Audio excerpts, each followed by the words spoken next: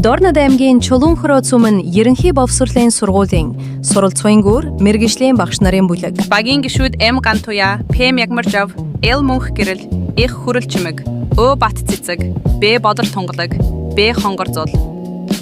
Зорилго.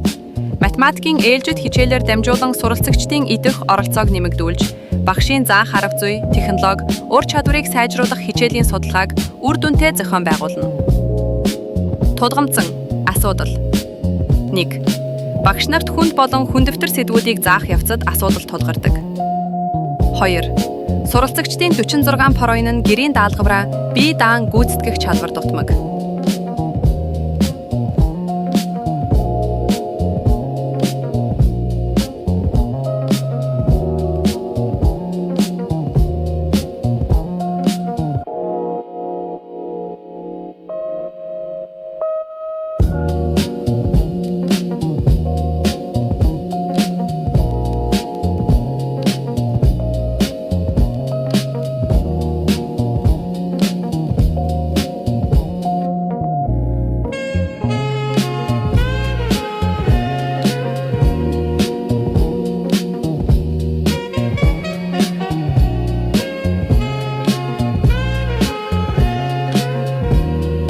Математикийн хичээлээр хичээл заадаг ангиудын суралцагчдын төвшөнд тодорхойлж, гэрийн даалгаврыг ялгаатай байдлаар өгч ажиллаж туршсан ба ингэснээр суралцагчдын гэрийн даалгаврын идэх чанарт ахиц гарч чадсан.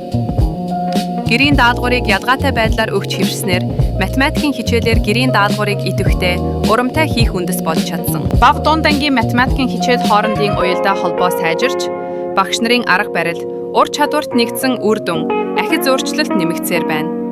Язгуур баг олимпиадын оролцоо, бэлтгэлийн үрдэнд хүүхдийн математикийн хичээлийн идэх чадвар 23 порзинаар ахисан.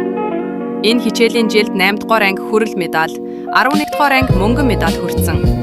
Улсын төрөлжсөн олимпиадын 2-ын даваанд математик төрлөөр 8 дугаар ангийн сурагч Г Тэнүн хүрэл медаль хүртэв.